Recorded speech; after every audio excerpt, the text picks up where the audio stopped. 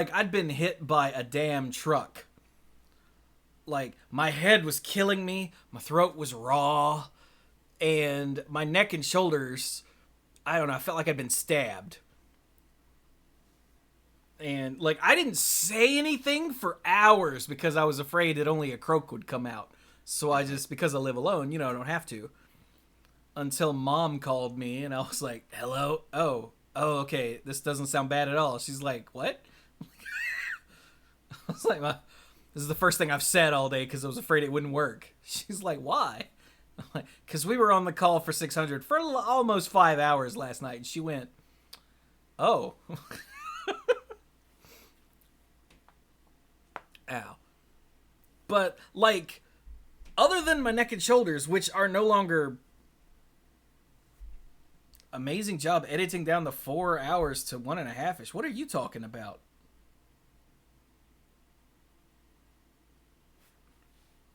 There's no 1.5-ish. If there is, then that's a problem, and that means the file is broken. Please tell me that you're being funny.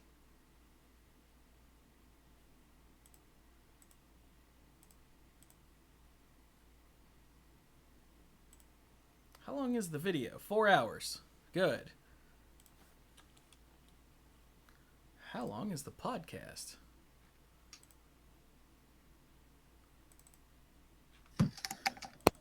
$600. Spencer says 3.5. Exiled is 3.5. Okay, good. Jesus.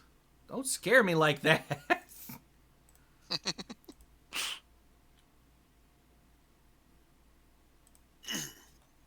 Okay, good.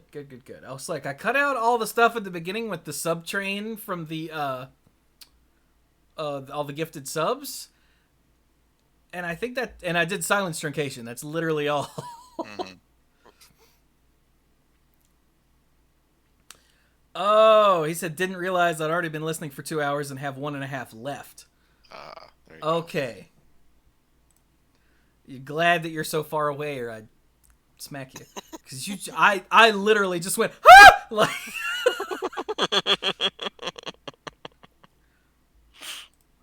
like, oh no, I thought I was done. I'm not done. The plan, I hope I can force myself to do this, is to actually take the video and edit it down to just Exiled. Mm-hmm. So take the, 4 hours and turn it into just introducing the guests, the prompts, the decks, the deliberations, and that's all. Okay. So it'll be, watchable.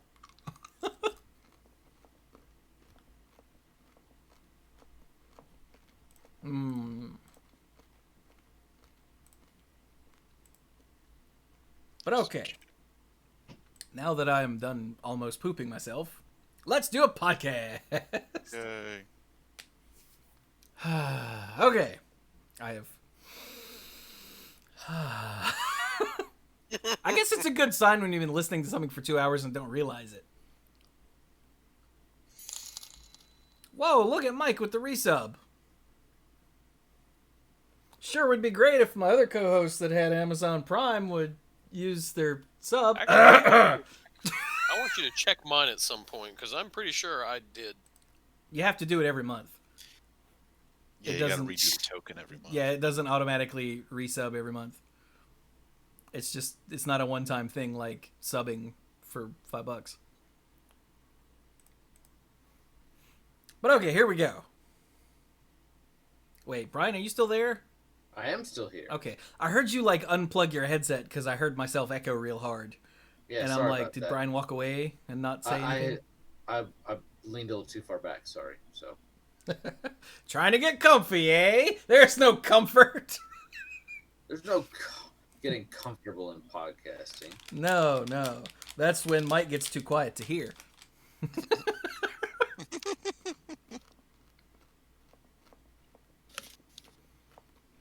Okay, here we go.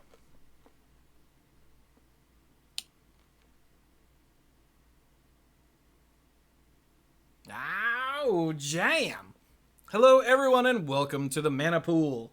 This is episode 601 of the Mana Pool. And no, we didn't get a week off because Brian hates me.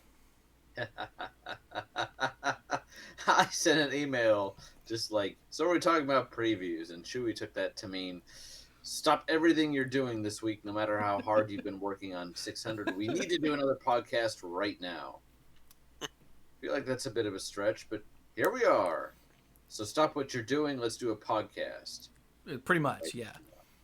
So that's what we're doing. Like, I was sitting here going, man, I wonder if we should take a week off so I can, like, recover and not have to sit here and talk for however long again. And while I was having that thought, Brian sent an email, and shortly thereafter, Dirk responded. And not terribly long thereafter, Mike responded, and I'm like... When we say Dirk responded, we mean, like, faster than ever. Yeah, and then Mike responded, which we mean, like, at all. Yeah. Which a bunch of the times, Mike just doesn't. And I'm like, he's back at work, so it's not even like he's just sitting around the apartment. He's working again. I guess it's meant to be. Yeah, I think my phone dinged at me, and it was apparently while I was at school or while I was doing something. I had my phone right beside me, and that's when I saw the message, and I was like, oh, yeah, sure. So you respond faster while you're at school. I got you. When I'm sitting at my desk going, what am I going to do today? How am I going to make this work? Oh, there's an email. Let me direct some time to this. Oh, look, a distraction. Yes. Yeah. Isn't that what you're supposed to do? If you want to get something done, find something you don't want to do more. I thought so. Right? Isn't that how that works? Anyway, so I'm Chewy. And we're all here. Brian, Dirk, and Mike. We're not going to do the thing because it's already 8:30 and we haven't even started yet. So... I'm Brian. I'm here. Well, yeah, they're all here. So... Yes. Let's just dive into the Zendikar Rising previews. We got, like, the upcoming sets and, like, 3 cards talked about.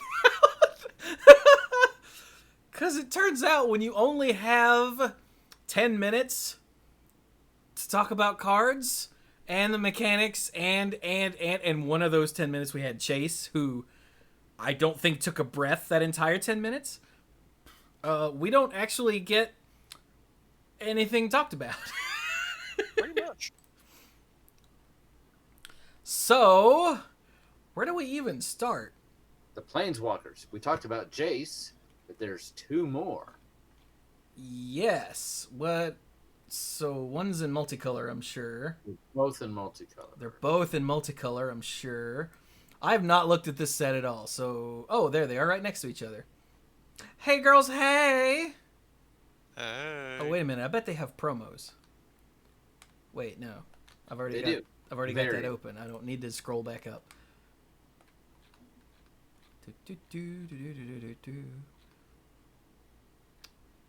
Well, where are they? Oh, there they are. They're there. They're the first thing in multicolored. Ooh. All right, so... Yeah, somebody talk about a thing. Okay? Here's a thing. It's Nahiri, heir of the ancients. She's in Boros colors, and she's 2, a red and a white. So a total of 4. She comes in with 4 loyalty. So 4 for 4 loyalty. That's pretty nice. +1 loyalty. Create a 1/1 white core warrior creature token. So fits one of those roles for your party. You may attach an equipment you control to it. Seems pretty good. -2. Look at the top 6 cards of your library. You may reveal a warrior or equipment card from among them and put it into your hand. Put the rest on the bottom of your library in a random order.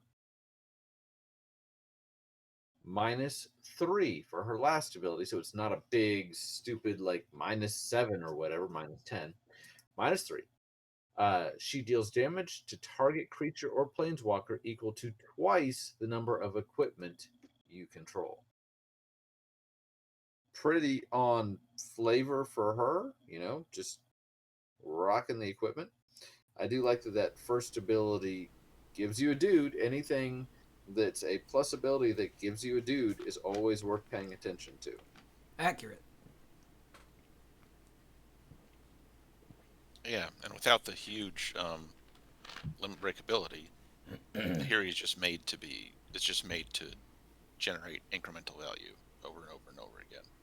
Yeah, she's made to be like efficient, essentially, instead of massively swinging. Right. Yeah. Although I do like that at some point in the game you can drop her -3 and like deal 6 or 8 or 10 to something without thinking real hard. Yeah. Just can't finish the opponent that way. But Something, stuffy doll, something. There you go. oh, they Nailed you it. know what? You know what they have the goblin in M21 with indestructible, and when you hit it, it deals damage to an opponent. It's called a thing. Forget. So yeah. Oh, hey, you're right. Quick So question. there you go. What's your question? Would Nahiri technically deal damage to Progenitus then? Or No. or no? Because she targets, so... Yep. Progenitus has protection from it. Because he protection from colors. Protection from everything. Everything from planeswalkers. Protection from You can- activated abilities. Protection from Protection. Dirk. Protection Man. from loyalty abilities. If you Okay. can dream it. It was a curious thing. Protection from loyalty abilities with the word twice in the rules text.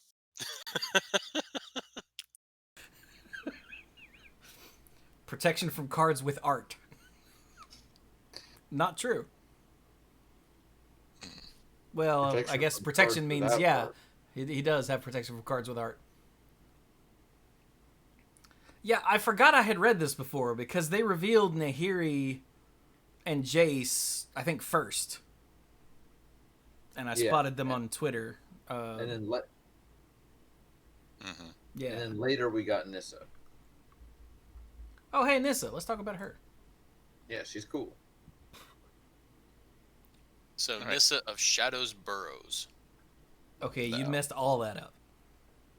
Shadowed Bows. I was Wow. going to say, how do you say that word? I hate the English On language the- with a fiery passion. On the I do boughs break, the cradle will something. Nissa of Shadowed Bows. For 2, a black and a green. Nissa comes with a loyalty of 4 and has landfall. Whenever a land enters the battlefield under your control, put a loyalty counter on Nissa of Shadowed Bows. Her first Holy crap. What? Just Did you hear the thing you just read?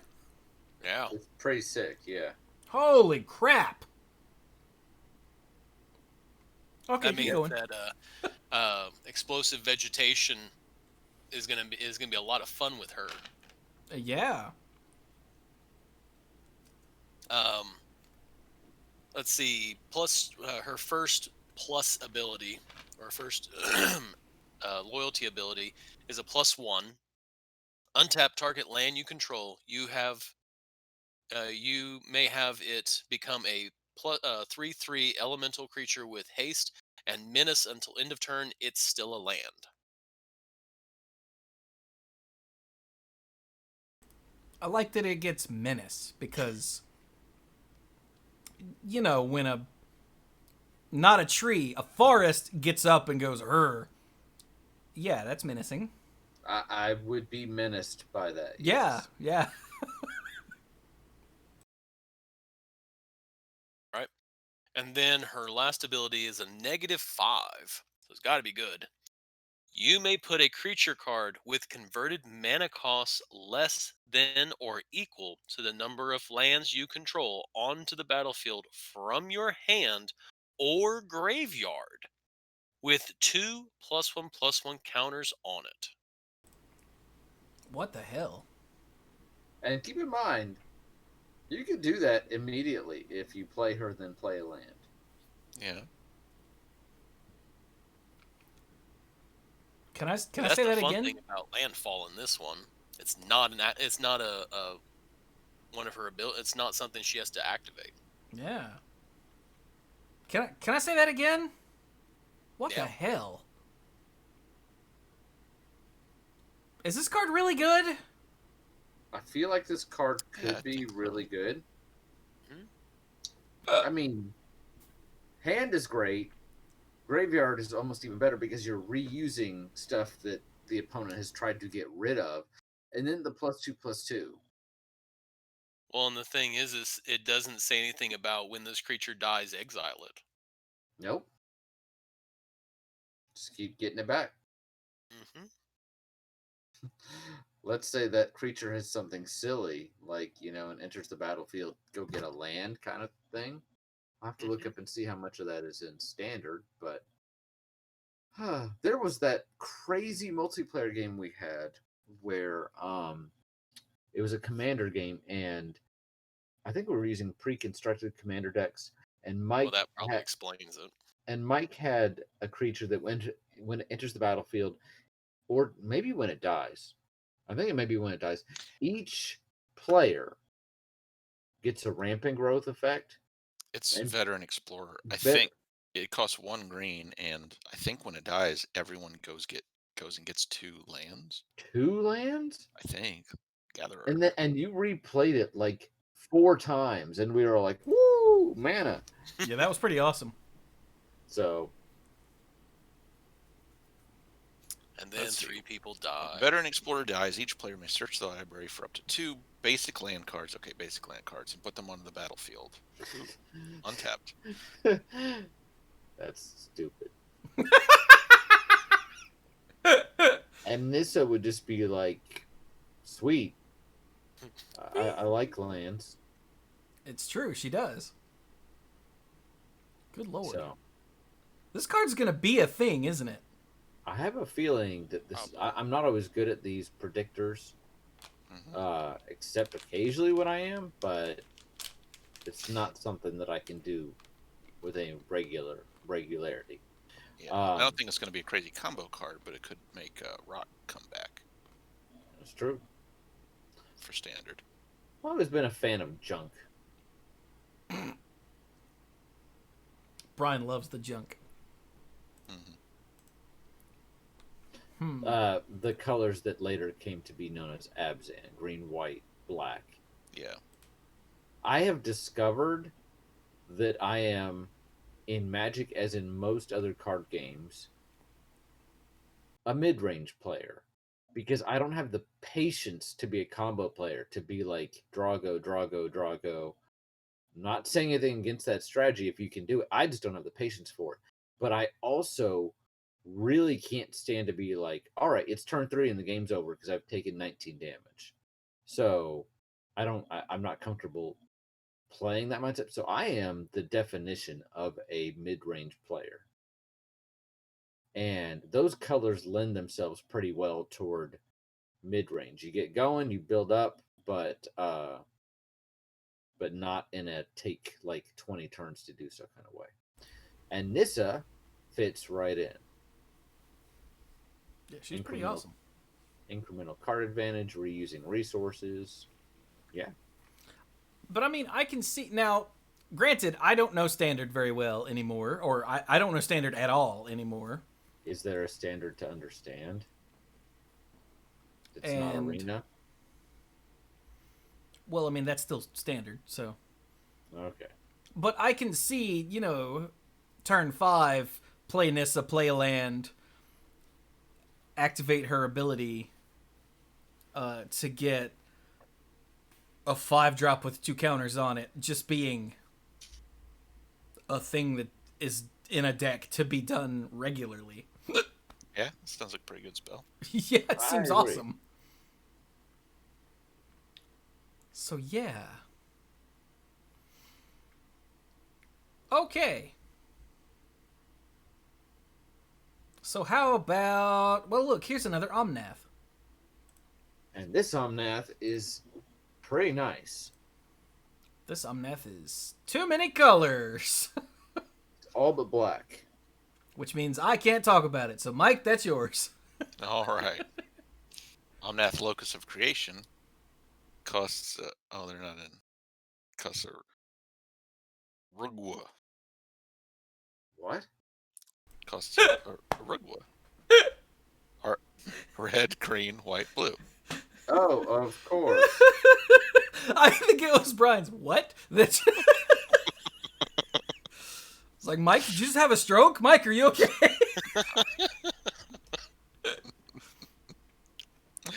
So it's a 4/4 for 4 legendary elemental. No job. Thanks a lot. When it enters the battlefield, draw a card, and it has a landfall ability. Whenever a land enters the battlefield under your control, you gain 4 life. If this is the first time this ability has resolved this turn. If it's the second time, add red, green, white, blue. If it's the third time, Omnath deals 4 damage to each opponent and each planeswalker you don't control. I mean, what? Yeah. You got to work at it though. That's not something you can do every turn forever with no effort. Right. You've really got to want it. Yeah, and you can't keep going. If it's the if it's the fourth time, it literally does nothing. So you're Right. okay to stop at 3. Yeah. Save some for next turn. Mm-hmm. But I mean, that card that Dirk mentioned earlier, which is in my brain, the gold standard for landfall things, explosive vegetation. If you have Omnath on the board, you can go land, explosive vegetation, and just get all of those. Yeah. Mm-hmm. It's true. And there's another, there are plenty of other cards in here that let you get lands. There's even a nice little uncommon green spell that lets you get 2. So, yeah. This is Zendikar after all. And it's Rising. So does that mean that the next time, ow, my elbow, that we come back to Zendikar, Omnath will be all 5 colors? I feel like that's the way it has to be. Mm-hmm. Because, like, the original Omnath was green. Yes. And that's the only one that I can remember what it does because that's the only one I've ever actually played with. Mm-hmm. What were the others? Then it went into, I think, green-red. So, yeah, Omnath Locus of Rage moved to green-red. Right. Omnath Locus of the Royal in M20 moved to green-red-blue. And now he's added white. Oh, okay, hang on. I'm going to go ahead and make a prediction that it'll be Locus of Decay. And next time we come back to Zendikar, something will be terribly wrong. The Phyrexians will be here, and it'll be 5 colors, but it'll all be Phyrexian mana. Ah, you shut your face. They might hear you. Decay would be too focused on black to be all 5 colors. It'll have 5 black. Well, no, the names are all very much tied to the last color. Like Rage, Creation, Royal. The Royal was always blue in OG Zendikar. Or at least Royal-related cards. Like Into the Royal. That's the only one that's in my head, so I'm probably wrong. But...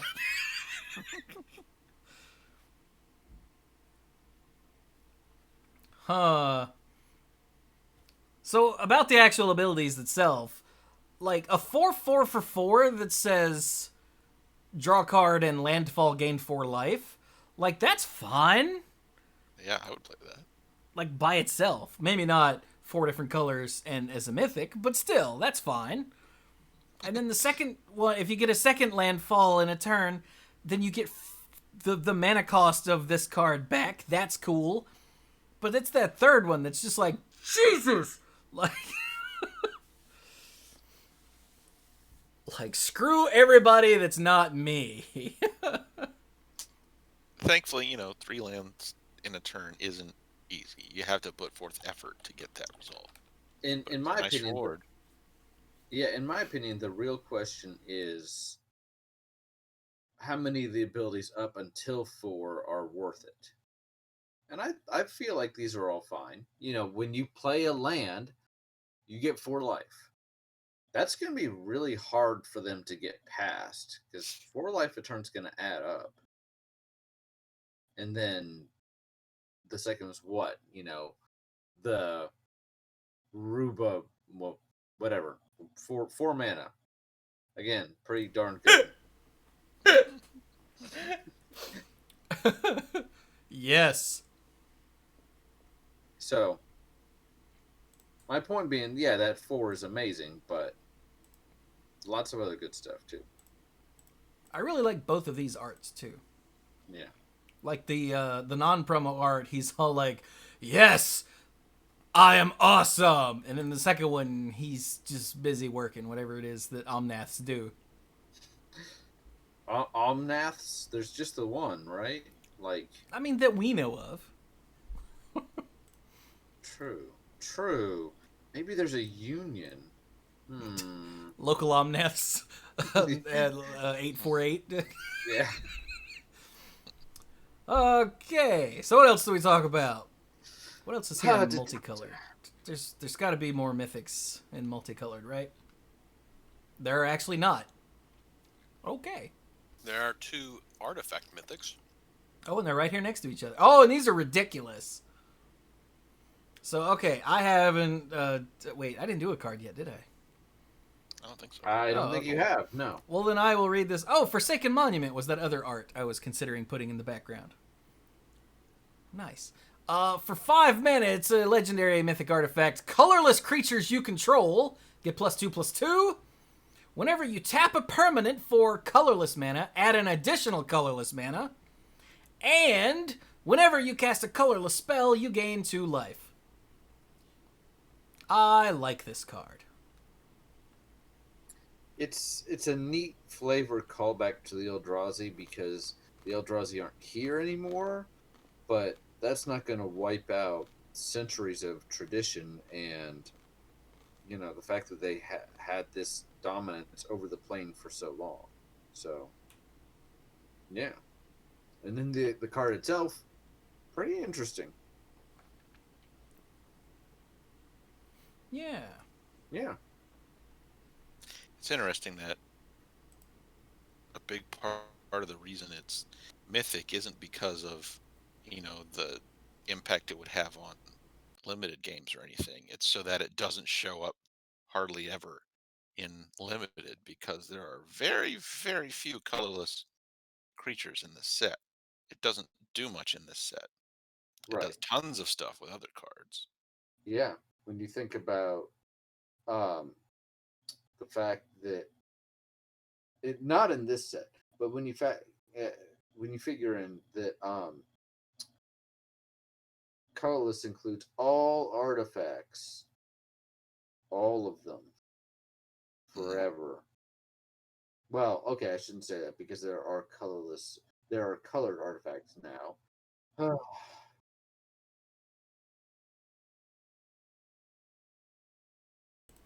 Good thing I was still muted when I was choking right there. Good thing. But yeah, I like this card. It now chat brings up a thing. Jay Spencer said, "Wonder if this is a seeded artifact for Morph coming back in the next year and a half."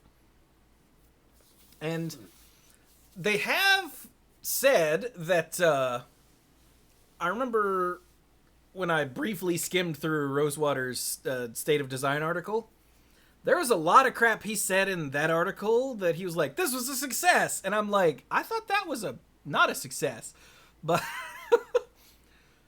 one of the things that he said was they didn't do enough like cross-set synergies. And I guess they realized that after they got done designing all those sets because they've kicked it into high gear. We brought up the new modal double face cards, and those are in every set for the rest of the year, I think. Yeah, I saw that in the article, and I was like, they talked about how, so you know how some people have noticed that we don't have all of the dual lands? Apparently, the modal dual lands were originally designed for the Magic School set, and they got most of them got moved here, but they kept 4 of them in that set.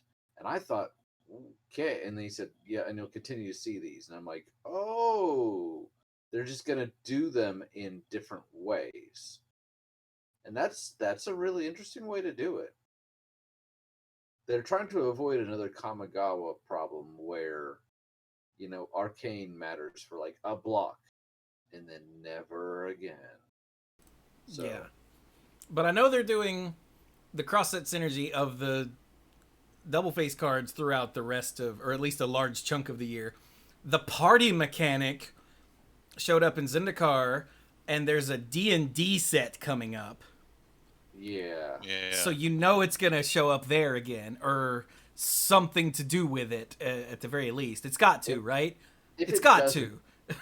If it doesn't, I think everyone will be just shocked. Just plain old shocked. Yeah. So it wouldn't surprise me if Forsaken Monument being here is in fact setting up for something. Whether it's morph or not is a whole other thing, but something.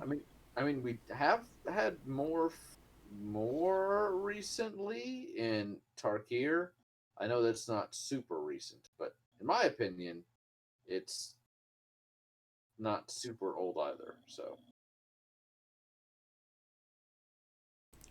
the next mythic artifact is one that has a lot to do with the story, because Nahiri is on Zendikar looking for the lithoform core, and supposedly it's gonna help fix Zendikar, but the conflict is, what does that mean for Zendikar? Because keep in mind, she's trying to relive the glory days of 5,000 years ago, but in the meantime, lots of life and lots of stuff has developed on Zendikar that probably doesn't want things to go back to the way they were. Anyway, so this thing is at the center of it, and it's an artifact. It's the Lithoform Engine for 4 mana. It is a legendary artifact. It has 3 abilities. Pay 2 and tap. Copy target activated or triggered ability you control. You may choose new targets for the copy. 3 and tap. Copy target instant or sorcery spell you control. You may choose new targets for the copy. And the last one, pay 4 and tap. Copy target permanent spell you control. And on the card itself, not the promo version, there's a reminder text. The copy becomes a token. And they released the token list earlier this week.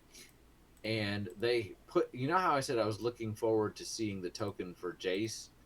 Apparently they just have a standard, this is a copy of a permanent token, which I'm a little but trying to find the tokens. But I can't remember whether the rules already supported that, or if they're just gonna have to add something new, because there weren't any effects in the game that could copy a permanent spell that I can think of. I'm sure someone will come up with one example from a commander set that I've forgotten about. Those don't count. I don't see it. I didn't dream it, did I? I was wondering if there was a tokens article. Here we go. Came out on Tuesday. I was gonna say, I bet I can go to the thing and find it real quick. Here we go.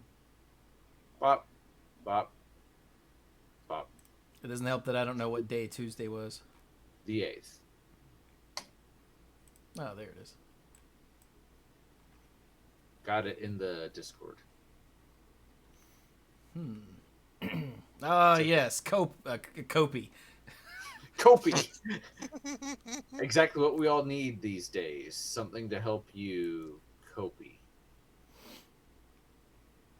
This token can be used to represent a token that's a copy of a permanent. I mean, that's still handy. Thanks, Magic. It's not the worst. It's just might as well just take a planes and write on there Jace copy or whatever. So I mean, that's how all tokens are, though. You might as well take a planes and write morph creature on it.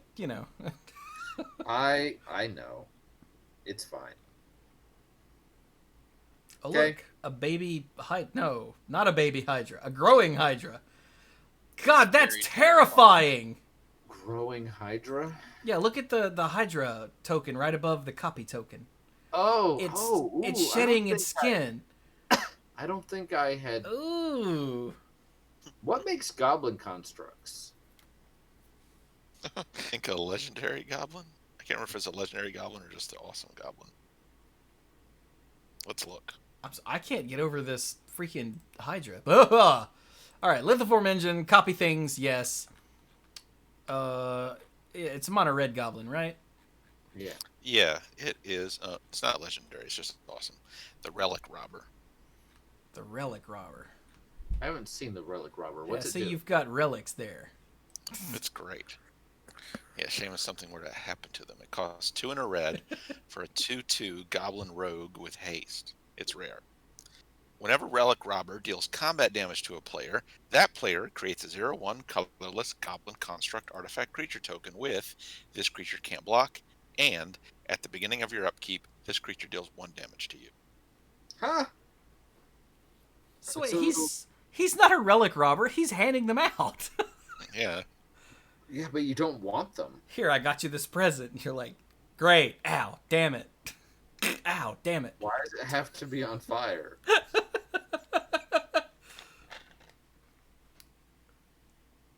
That's actually really funny.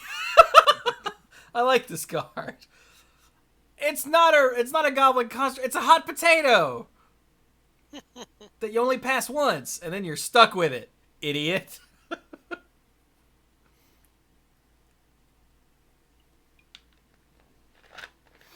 I like it. I like it a lot.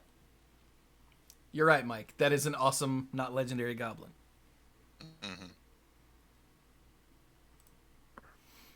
Mm-hmm.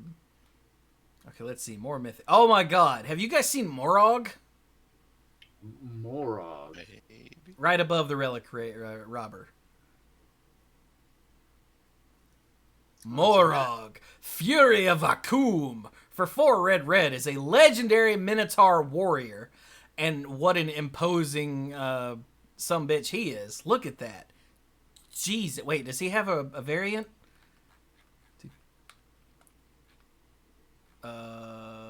No. Huh.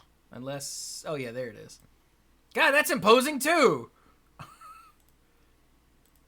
In a completely different way. But anyway, for 4 red, he's a 6/6 Minotaur warrior. Each creature you control gets +1/+0 for each time it has attacked this turn. And the first time I read that, I said, this does not bode well. And then he has Landfall. When land enters the battlefield under your control, if it's your main phase, there's an additional combat phase after this phase. At the beginning of that combat, untap all creatures you control. So it's Landfall Relentless Assault. Except that you don't keep getting main phases.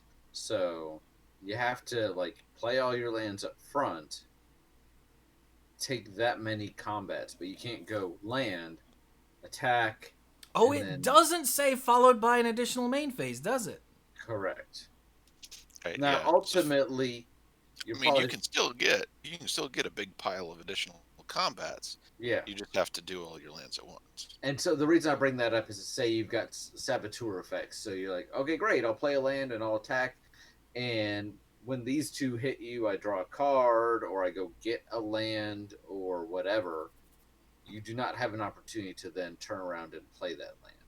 So it is a small distinction. Well, I mean, you still get a second main phase where you can get a land into play and get another combat.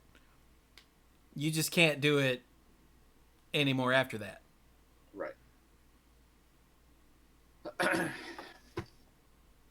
Yeah, like if you get if you play, if you get 3 lands onto the battlefield all together, he'll trigger 3 times and give you 3 extra combats. And like his ability says, at the beginning of each one, all your creatures run taps, so you still get to use all those extra combats. Yeah. Just to make it clear. Yeah. Yeah. But like I said, even if you like play him and do stuff in your second main, he still stacks up combats after that. Yes. So it's not like you have to do it all in your first main. Right. It's just after those combats, you don't get a third main, unlike a lot of the other get another attack cards say, followed by an additional main phase, don't they? Or at least they used to? Or am I making that up? Most of them, yeah, I'll go together. Most of them do. Let's just look at Relentless Assault. Relentless Assault. Yeah, most of them do. Relentless Assault, the classic. Untap all creatures that attack this turn.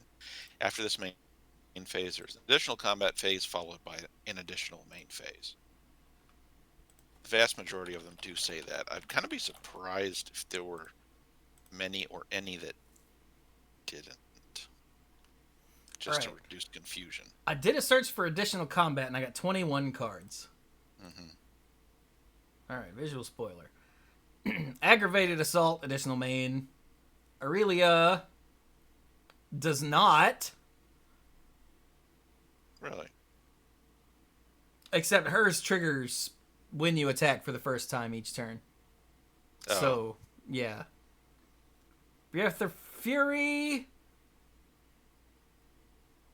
Breath of Fury doesn't give you another main.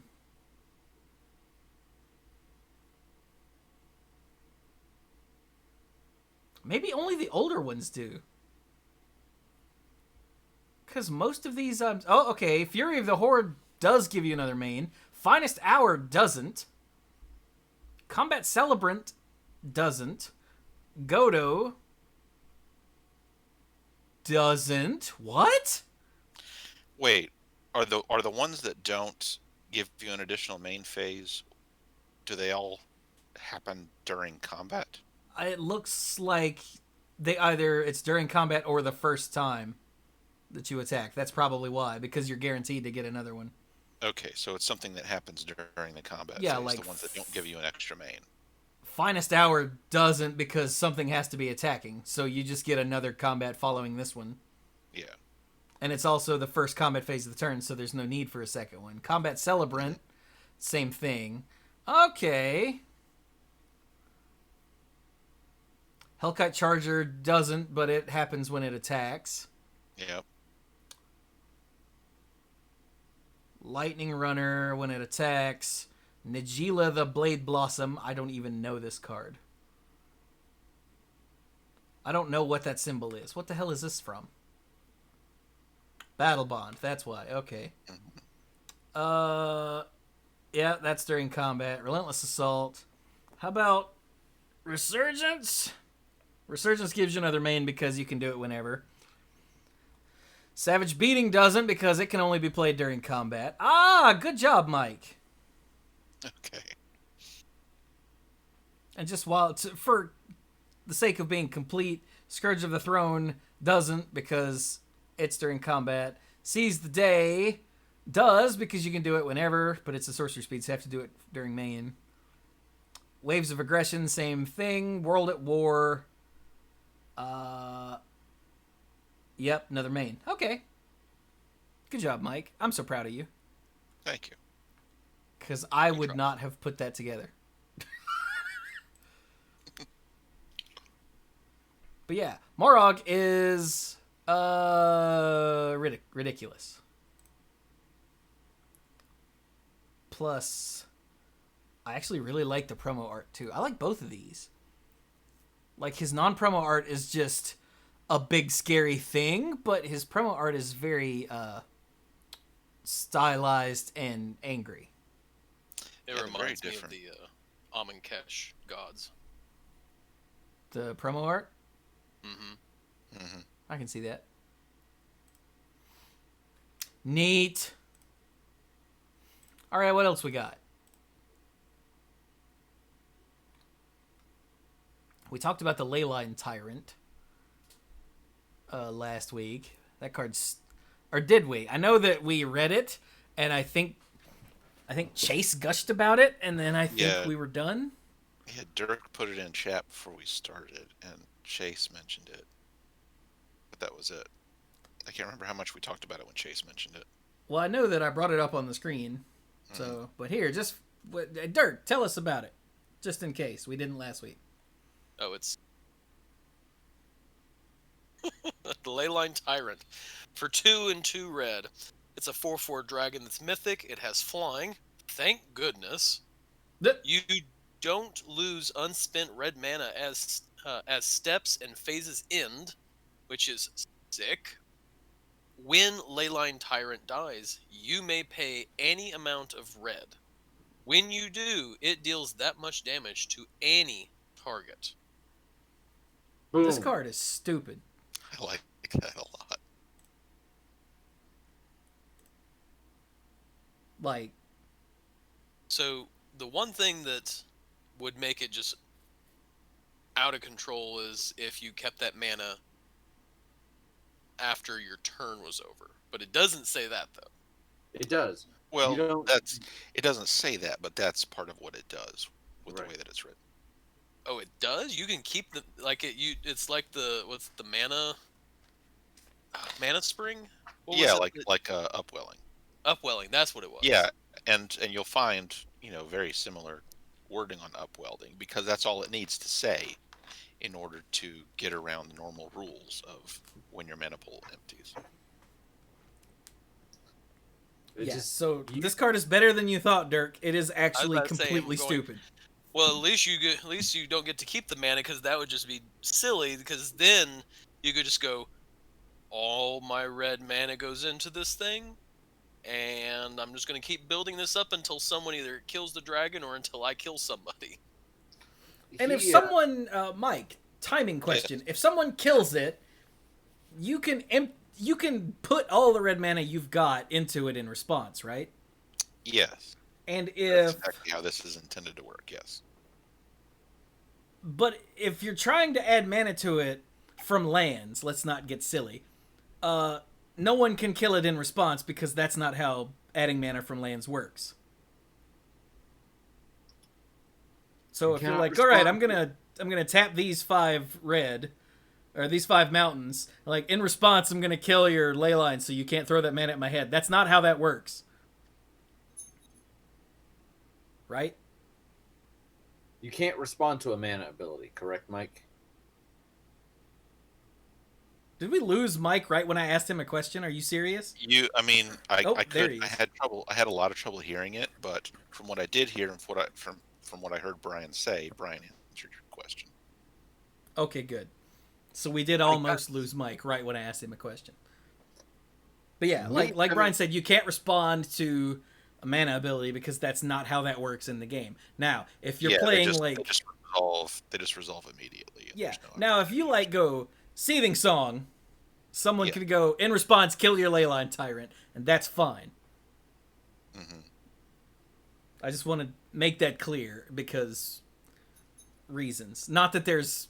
there might actually be pre-releases these days. Again, who knows? Everything else in this country is stupid, so why not have pre-releases again, too? At least locally, they're just doing... Please, God, don't go to a pre-release. At least locally, they're just having you pick them up and take them home, which is exactly what I intend to do. So... Good. Yes. Now, when I say don't go to pre-release, I mean if you're in the U.S. I think literally every other country is doing better than we are with the whole COVID thing. I've heard Spain is really having a rough time. They're having a resurgence. But I'm not going to pretend to know things I don't know. So, yeah. Yeah. Right. So, yeah. Leyline Tyrant is dumb. So, do you know what card from this set? Okay, there's some cards here that I've really been like, wow, that's interesting. Do you want to know the card that literally I said, that can't be what that says? Sure. It's in red, Chewy, I'd like for you to read Cleansing Wildfire. Cleansing. There it is. Okay. I think I read this. Cleansing Wildfire. For 1 and a red, it's a common sorcery. Alright. Destroy target land. Its controller may search the library for a basic land card, put it onto the battlefield tapped, then shuffle their library, draw a card. They Okay. printed Destroy Target Land with a cantrip for 2 mana. Well, yeah, because it doesn't put them down on lands. Yeah, most of the time. Yeah, it's a Ghost Order spell. Yeah, but that... I'm like, wow, we saw Destroy Target Land for 2 mana. I realize it can replace itself.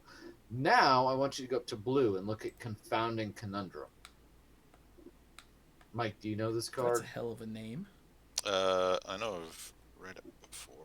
Well, I'll tell you about it. So, Confounding. Well, do you want me to read it or not? Yeah, you go ahead. Go ahead. Confounding Why are you waiting for Conundrum. Mike? Like this situation right here. It costs 1 and a blue. It's a rare enchantment. When Confounding Conundrum enters the battlefield, draw a card. Whenever a land enters the battlefield under an opponent's control, if that player had another land enter the battlefield under their control this turn, they return a land they control to its owner's hand.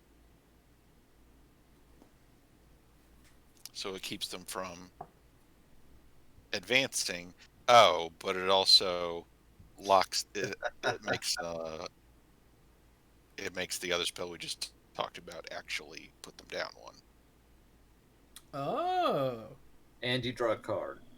But it also, if you don't even want to get cute with that, it completely shuts off Terramorphic Expanse, or whatever they're called, Evolving Wilds. Wait, how does it shut down Cleansing Wildfire? No, it doesn't shut it down. It makes Cleansing Wildfire put them down a card instead of leaving them even. Because when they get a land, if it's the second time they've had a land enter the battlefield that turn, they have to bounce a land. Wait, is Cleansing just a second? I think we're stupid. I think you're stupid. Yeah, it doesn't work with that card at all. Yeah. Yeah, we're stupid. I was like, I know I've never read this card before, but I'm pretty sure I'm reading it right. Oh, but that's a good point. Unless you cast 2, which, that's a good point because you're not doing it during their turn. I didn't think about that. This still does work on stopping all of their ramp. But although it does help them constantly have landfall triggers. Only constantly if they're able to keep getting that effect over and over again. Sure. Yeah, and it's not only that, but related to a couple other cards that I've seen in here, and I was like, ooh, this also does that. It can also help them, reset their modal cards that they played as lands. That is very true. At the cost of a land drop, yes. I mean, if you're willing to pick up a land and reuse and get rid of it to use the spell attached to it, it's probably fine.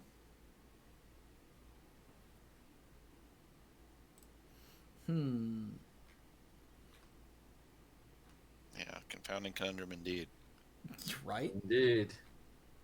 I was still trying to figure out what the hell you were talking about. Like, how does that interact with it at all? Because it doesn't. It doesn't. Unless you're copying it for some reason. But hey, Dirk. Hey, Dirk. Is Dirk muted or did he walk away? Well, I'm blowing my nose, and so I'm trying not to be loud. Baby. Hey, Dirk, did you see the legendary crab? What color? Blue. Blue. Cherix. Not only is it a legendary crab, it's a legendary Leviathan crab. What? Cherix the Raging Isle. Yeah. So for 2 and 2 blue, Legendary creature Leviathan Crab that's rare that is a 0/17. Yeah, it is. Nice. Like if you're gonna be a Leviathan, either go big or go home. He is both big and at home. 'Cause he is the home. So Spells your opponents cast that target Cherix, the Raging Isle costs 2 more to cast. So carrying around his own, was it propaganda? Is that what it is? not exactly, but he's got a giant shell on his back, so For three mana, Cherix gets +X -X until end of turn, where X is the number of islands you control.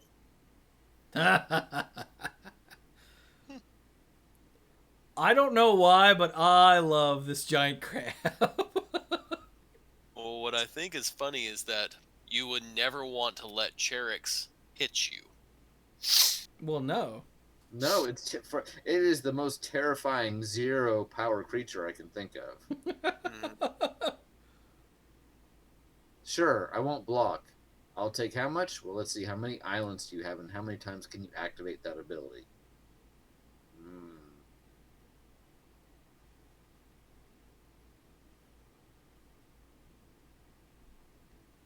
Yeah, I like him. It's kind of a neat card. It's neat design space. Dementor in chat said, I just want to give him a Black Blade. Oh, God!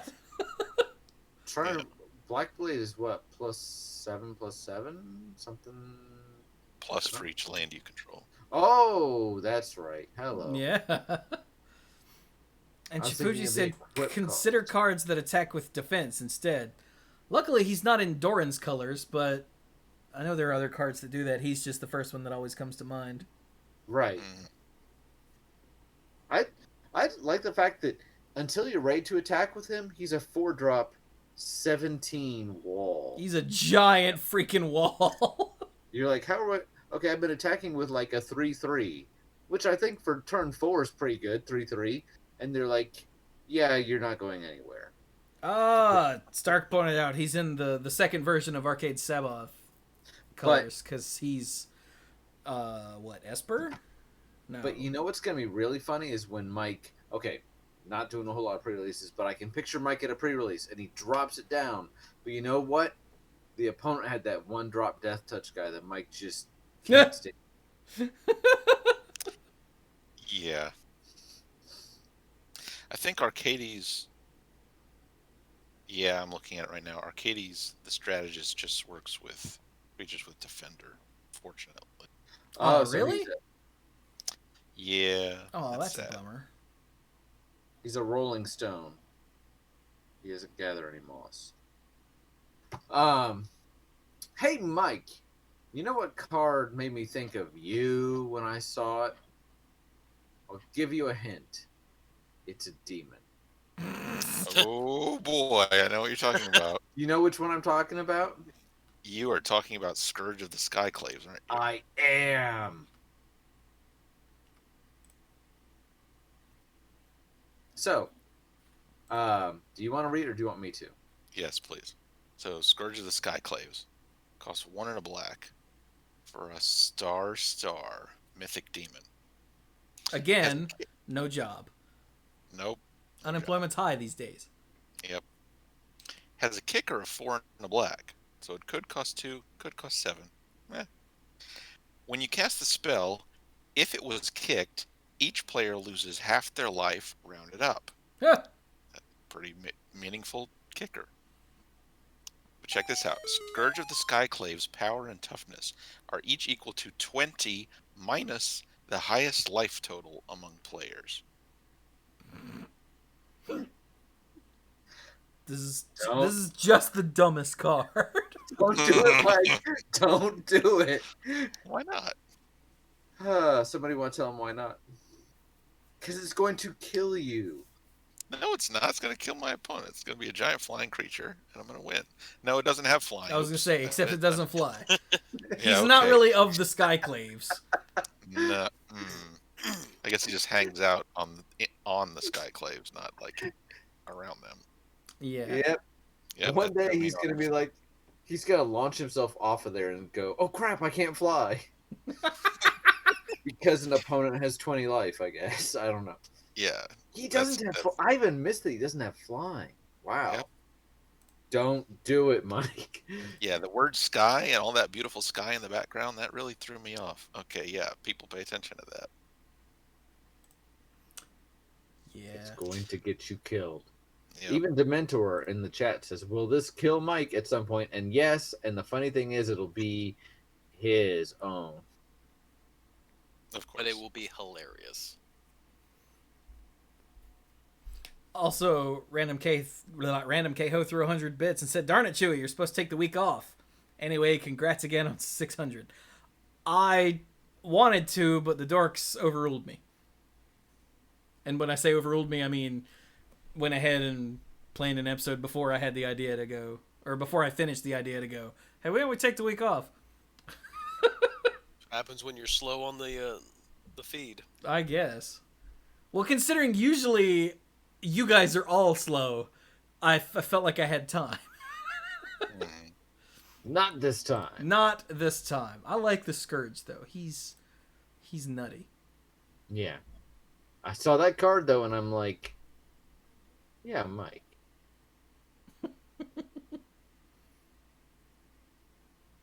Might be a little difficult to implement in Commander, but you can try. I have a deck that he would slot right into without even trying. Kervek. Yes. That's true. Also, Jay Spencer said High Alert is white-blue and has your creatures assign damage equal to toughness. All right. That's right. That's the enchantment, and you can That's even right. pay mana to untap your creatures, I think. So we have found a way to make Cherix work without dipping into 4-color nonsense. Yeah. Hey, Dirk, what's something that you've seen? Let me see. I was Dirk's looking like, at the "I green don't know stuff magic cards." and saw there were 2 mythics. Okay. I Oh, think and I'm they're gonna right go next to with each other. Ashaya. Is that Ashaya? Sure. Yeah. Shia. Ashaya, Soul of the Wild, for 3 and 2 green, because 2 of some color is apparently the running theme. It's a legendary elemental that's also a star. Let's see if this one's as good as the demon. Ashaya, Soul of the Wild's power and toughness are each equal to the number of lands you control. Could always do better. Non-token creatures you control are forest lands in addition to their other types.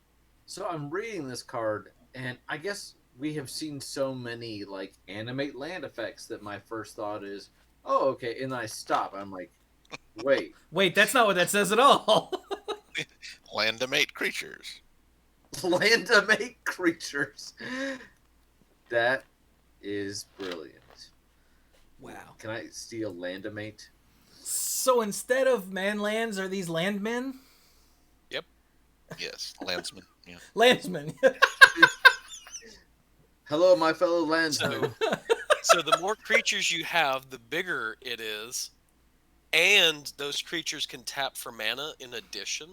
And even if you have no other Yeah. creatures, it's still a creature that has this effect that we've seen a million times. But still. Oh, it affects itself too. Don't forget to count Ashaya itself. Ooh. Oh, it doesn't say other. Oh. It Oh does god, have that my head. reminder text about, hey, they still have summoning sickness. Don't Mhm. forget about that. Oh, Wolfie pointed out your non-token creatures trigger landfall too. Yes. Jesus. Point. Yep. Ooh. Wow, that There's- works really well with the confusing conundrum. I'll play a land and a creature, and then I guess I'll bounce this other creature. I mean, Oh, wait. Well, yeah, if your opponent has the conundrum. I'll bounce this creature, and then I'll replay it, and that makes this other thing trigger. Da-da-da-da-da. And Maybe it's not that great, but shut up. It's the first thing that no, came to mind. it is kind of a counter to that. Of course, it also makes Cleansing Wildfire a really sick removal spell. Very Oh, weird. that's true. I'll 2 just- mana, turn your dude into a land, idiot. Like, oh, well, that sucks. All these are lands. No, go get a real one. And I draw a card Just rub it in, why don't you? for 2 mana. That's the part I can't get over is the mana. Anyway, so next to it is the Ancient Green Warden. And this guy also likes landfall. Like a lot. Like a lot. For 4 and 2 green, it's a 5/7 elemental, not legendary. Which means you can have more than one of these out at a time. It has reach, and you may play lands from your graveyard. So it's Ding! Yes! You could stop right there, and I would be like, yes! But wait, Had me at that. there's more. If a land entering the battlefield causes a triggered ability of a permanent you control to trigger, that ability triggers an additional time. Like, oh, I don't know, Holy moly. landfall. But, I mean, yeah, that's the obvious one. But then anything that triggers off a permanent or a land entering the battlefield. Not specifically, it's only triggering off a land. But if you have a creature that says, when you get a permanent, do whatever, you get a land, causes that to trigger twice. And then, yes, obviously, landfall. You feel like Nissa isn't gaining enough loyalty? Well, I'm not sure what's wrong with you, but here you go. Wow. I mean, literally just... we could give examples, but look around the card image gallery and just be like, you like What that? if an extra land came in with that one? Omnath. Okay, that's my favorite. I'm It's like, just... all right, I'll gain 8 life, and then I'll get 8 mana. Well, And- no. Or is it that you get the first ability and the second ability? Because What? it's... No. Mike, how does this work? Let me read this. Okay, Omnet. No, you don't. You get the first and the second because it says if it's the nth time this ability has resolved this turn. Ah. What? So you Yes, it doesn't copy it. It Where doesn't the hell copy is it. Omnath? It just- I mean, even Oh. if it did copy it, it would work the same way. But with the way Omnath is written, Oh, this ability has resolved this turn. Oh. So if you can play... it doesn't count the number of lands that have entered under your control. It looks at how many times the ability has resolved. So... Okay, that was me misremembering how Omnath works. So that's even better. That means your first land gets you your first 2. Yeah, it means as long as you play a land every turn, Mhm. you don't even need ramp. You just get the first 2. And then if it happens to be like an Evolving Wilds, you're going to get to 3. I'm holding 2 thumbs up even though you can't see it. Just picture it. Huh. Now, do remember, this says if a land enters the battlefield causes a triggered ability of a permanent you control. So this won't, like, cause your opponent's confusing conundrum to ding you twice. Because you don't Correct. control that. And, someone in the chat said Horn of Greed, and I can't remember what Horn of Greed says. Whenever a land enters the battlefield under your control, you draw a card? Think? I don't actually remember. It's been so long since I played a Horn of Greed. Horn of Greed. Whenever a player plays a land, that player draws a card. So yes. But only you get the benefit of the extra ones. Yeah. Okay, that's pretty sick. Yeah, I like all of this. Was there anything... Scroll. And somebody's gone. Was it Mike? Not me. Yep, it was Mike. Okay, was there anything going on in lands? There's a couple. I think we talked about Crawling Barrens last time. Are you back? Well, it says he's back. All right, then. Did we talk about Crawling Barrens? I can't remember. I feel like we did. Yeah, Dirk, do yeah, you we did. remember? Yeah, okay. I don't remember. That was so long ago. It was last less week. than a week, even. So we have Base It's a Camp, land. which enters the battlefield tapped, taps for colorless, and taps to add 1 mana of any color that you can only spend to cast a party member or activate the ability of a party member. In other words, a cleric, a rogue, a warrior, or a wizard. So that's neat. That's a thing. Yeah. And then the Throne of Mckindy is rare. Taps for colorless. Pay 1 and tap to put a charge counter on it. Tap and remove a charge counter to add 2 of any one color, but only to cast kicked spells. Huh. Okay. Gee, Do what? very nichey. Very. If you're But not if playing you- kick spells with kicker on them, don't play this. But if you have enough kicker cards, like in a limited deck, then this is going to be kind of sick. This taps for a colorless. Yes, it So- does. Well played. Play with Forsaken Monument. Sure, you go for it, buddy. Hey, I'll double my mana production and you can't stop me. Let's see. And we have a couple of mythics down in the double face cards. Oh, Yes, I think there's one in each color. 1, 2, 3. Hey, you're right. Yeah, and those, the land on the back can enter untapped. Yeah, you all pay of 3 them. life. Aren't they all the pay 3 life? Yes, Oh, all of there them. isn't one in black, is there? There is. Yeah, Agadem's Agadem's Awakening. Okay, it was not there earlier this week, so I hadn't seen that one.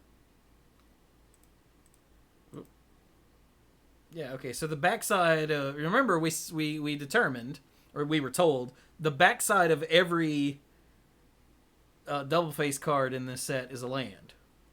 Correct. Correct. And the backside of all 5 of the mythic ones is a land that you can choose to pay 3 life, so it'll enter untapped if you so choose. Yeah. All the others, the land enters tapped. Like, actually all the others. Yep. Wow, Yes. they had to use up an ass load of land names Yeah. because the backside of all of these has to have a different name. But, I mean, they're all land names that are very specific to Zendikar, so they're not reducing their design space for other worlds. Except for the actual double lands, which is good. Like, I don't think... Like, Bright Climb Pathway might be a place that's specific to Zendikar and Grim Climb, but I can totally see those Oh, being I'm sorry. reprinted. Yeah, I'm sorry. Yeah, I wasn't considering those. I was just thinking about the ones that have creatures and spells in the front. Oh, But yeah, yes, the I ones know that that's lands what you were on looking at. both sides. Yeah. Yeah, I was wondering if these down here, the pathways, would have generic enough names, and I think these probably do, that they could see reprinting at some point. Yeah. So wait, Brian, didn't you say that the other 4 of these will be in not Scholomance? What the hell's it? Strixhaven? That's my understanding. The dual ones. Yeah, Yeah. because we only have That- 6, That yes. and there should be 10, I guess. I think so. Red, That was green, the way I understood the article from Morrow. red, white, blue, red, blue, black, blue, white, black, green, white. Okay, I don't know. Oh god, my head, I think is what I was trying to say. So hey, let's read Yeah. the front half of all of these mythics. Well, So- one quick thing before we do that. One quick thing. What was the cards, the conundrum, or what was the one that bounces lands back to your hand? The Confusing Conundrum. I think that's going to see more play than we think. Because that means you could, if you play these early as lands because you need the mana, you could bounce these back and play their Opponent. other side. Well, Yeah, it only affects Confounding opponent. Conundrum. Yeah, Confounding Conundrum just works on your opponent, but there are other cards in the set. So far, I've only noticed them in a few in, like one in white and a couple in red. There are other cards in this set that let you put a land back into your hand. Okay. So the Conundrum only works on your opponents, you said? Yeah. Yeah, Okay. it's weird. So while we've got Dirk talking, tell us about the green one, Dirk. Because obviously. you've been typecast. Well, you know, if you're going to be typecast, green is not a bad one. So, Turn Timber Symbiosis. For 4 and 3 green, it's a mythic sorcery. Look at the top 7 cards of your library. You may put a creature card from among them onto the battlefield. If that card has converted mana cost 3 or less, it enters with 3 additional +1/+1 counters on it. Put the rest on the bottom of your library in a random order.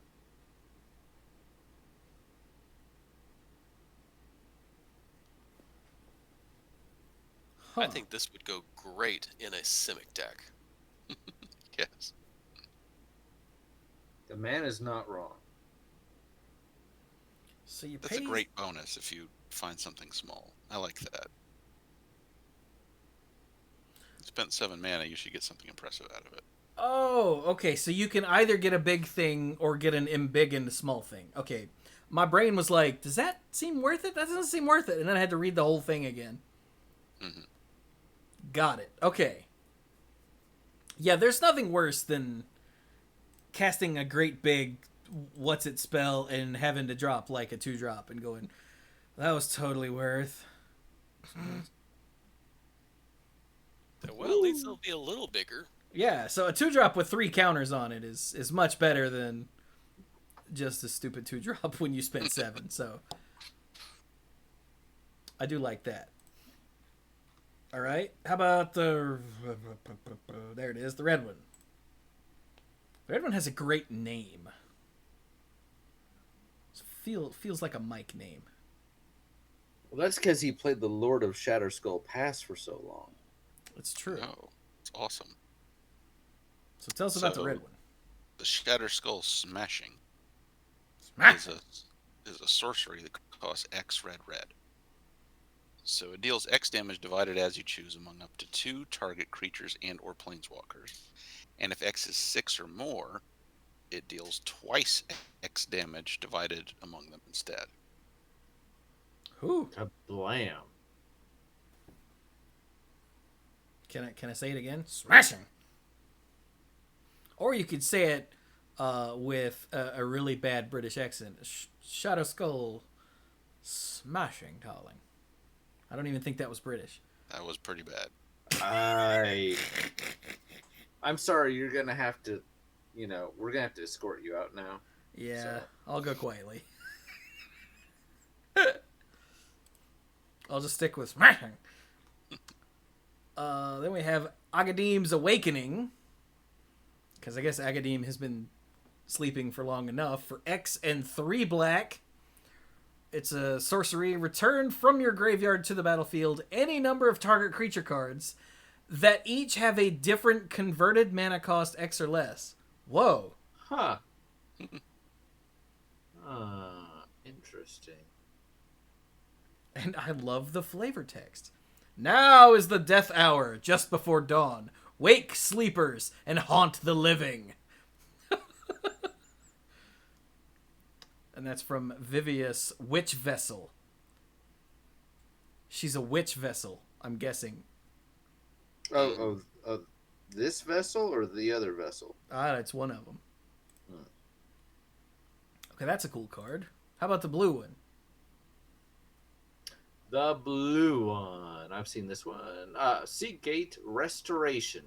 Because, back in War of the Eldrazi part whatever, it got wrecked. So now they made it again. Scrub? So, for 4 and 3 blue, It's a sorcery. Draw cards equal to the number of cards in your hand plus 1. You have no maximum hand size for the rest of the game. Well, there's a commander card for you.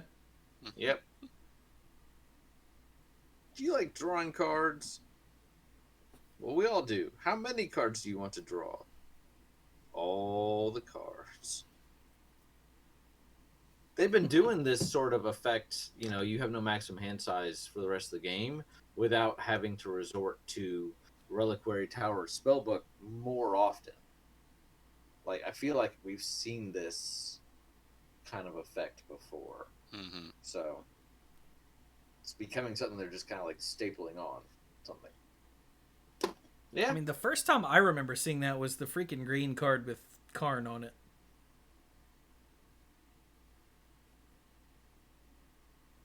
The one that gets things from the graveyard. The one that everyone but me plays in Commander. Mm-hmm. Praetor's Council. That's the one thing. I'm like, I can see the card and I know it's making me twitch, but I can't read it. Mm-hmm.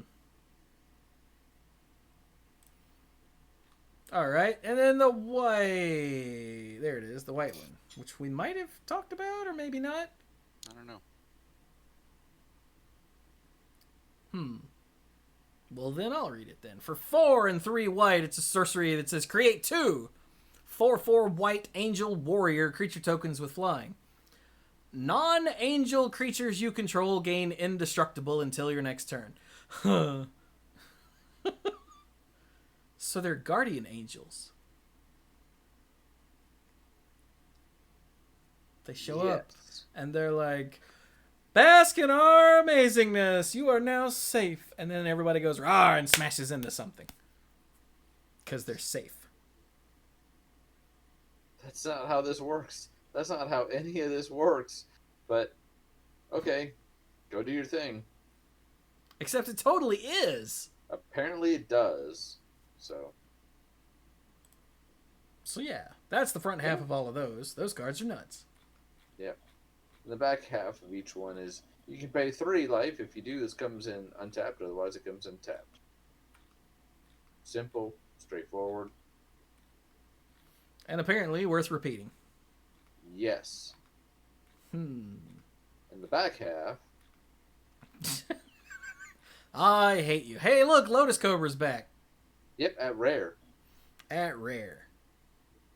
Because that makes sense. So we don't have to have this debate about it. Because remember, for those of you that don't know, Zendikar was not the first set with mythics, but it was still fairly early on in the process. I think Zendikar came right after Alara Block, right? And so with Alara Block, we had our first taste of mythics. And then they're like, okay, cool, we get it, big splashy effects, whatever.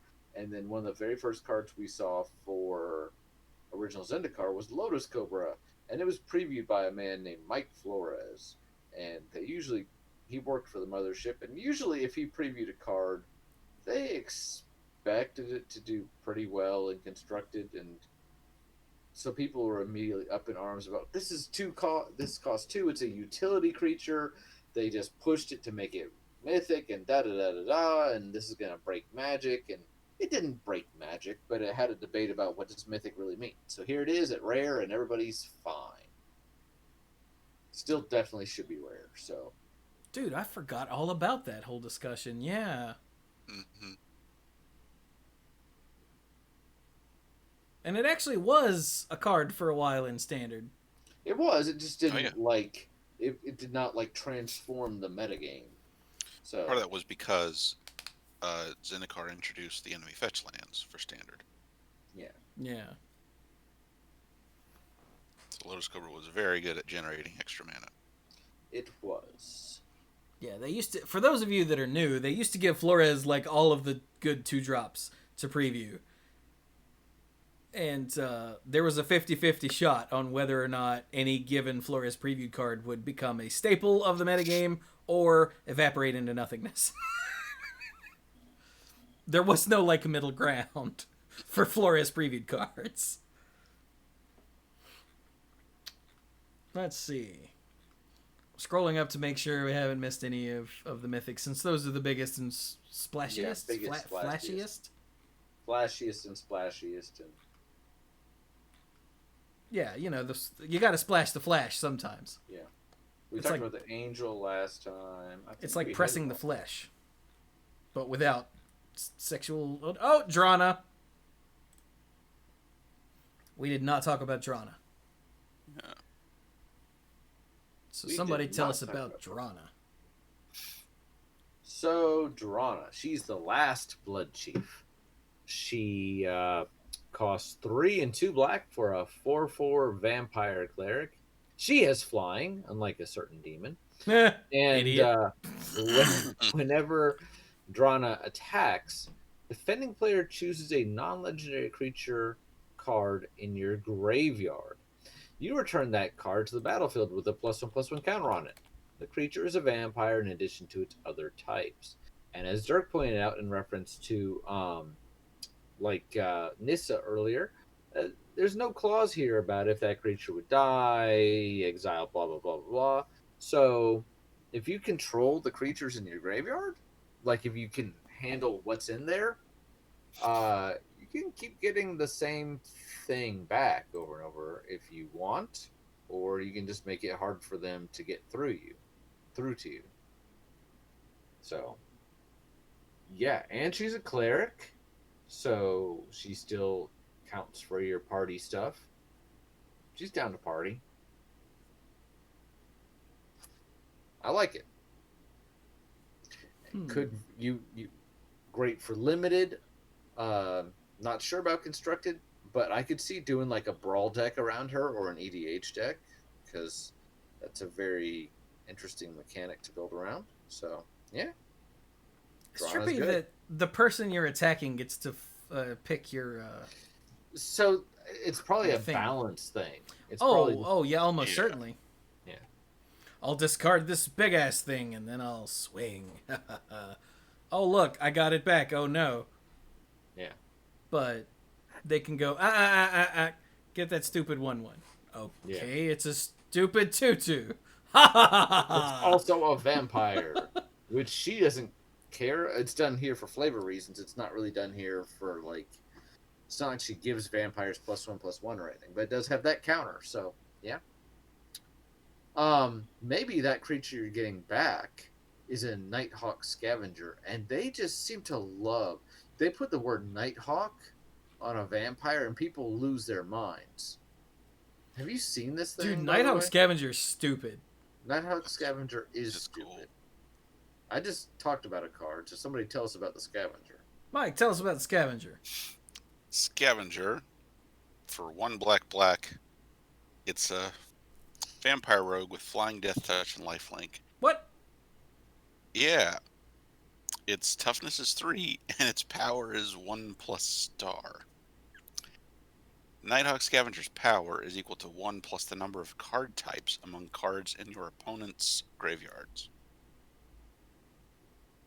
I mean, they've come out and essentially said that Vampire Nighthawk was a mistake, right? Because they then Well, it went was on. also at uncommon.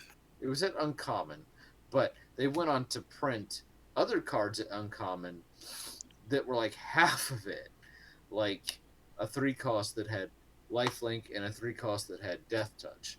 So at Uncommon, They printed ones at 4 at uncommon with worse stats. right? Vampire Nighthawk, for those that didn't play original Zendikar, again, in limited was like one of the best cards you could possibly hope to get, because for 3 mana it was a 2/3 with flying, death touch, and lifelink, and that's all, and that's dumb. So this It's thing, so much. yeah. So this thing is a rare, and might be smaller,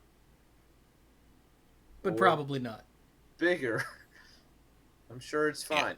It's a rare for limited purposes. Because they don't want everybody to have one. I mean, thankfully, Lightning Bolt did exist in Standard for a significant portion of the time that Vampire Nighthawk did, so if I'm remembering that right. Yeah, I think you're right. I don't think it was never bad in Standard, but it was not like Oh, people played my the God. heck out of it. Yeah. Yeah, But- I was thinking when you said that, I distinctly remember that all of my Vampire Nighthawks back in the day saying target opponent pays a red and discards a lightning bolt. Because I never got to attack with one, but they always had to kill it. Yeah, that's true. Because you have But- to kill it. If you don't kill it, it runs away with the game. But I'm still thinking about, like, in limited, it was just dumb. It was like, well, gee. So yeah, Nighthawk Scavenger is pretty good. Because it's almost certainly a 3/3 just all the time, right? What are the Almost, chances oh, they yeah. don't have 2 cards of different types in their graveyard? But even if it's not, I would play this as a 1/3. Well, yeah. But that's the point. You would play it as a 1/3, but it's probably not a 1/3. It's probably not. Yeah, that's going to be exceedingly rare. Ugh. All right, back to the mythics. Yeah. We didn't talk about the Stormcaller. Storm. Seagate Stormcaller in blue. Oh, blue. For 1 in a blue is a 2/1 human wizard. With kicker 4 in a blue. And when she enters the battlefield, copy the next instant or sorcery spell with converted mana cost 2 or less. You cast this turn when you cast it. Okay, wait, hang on. When it enters the battlefield, copy... Oh, so you just do that. Regardless of kicked. Okay. Yeah, it sets up a delayed trigger for the next time you cast a small spell. And then if the Stormcaller was kicked, you copy that spell twice instead. What? But that's why it's got a kicker 4 in a blue. Yeah, because you're paying 7 to get 2 copies. Well, if you get 2 copies, you're feeling pretty cocky. I'm probably fine just, for 2 mana, then playing another instant, just getting an extra copy and 2/1. But Yeah, I'm cool with that, especially if it's Cleansing Wildfire. hey, I'm drawing 2 cards, man. So. Exactly, yeah. Like that was not that Okay. was not a dig at Brian. That was actually an awesome idea.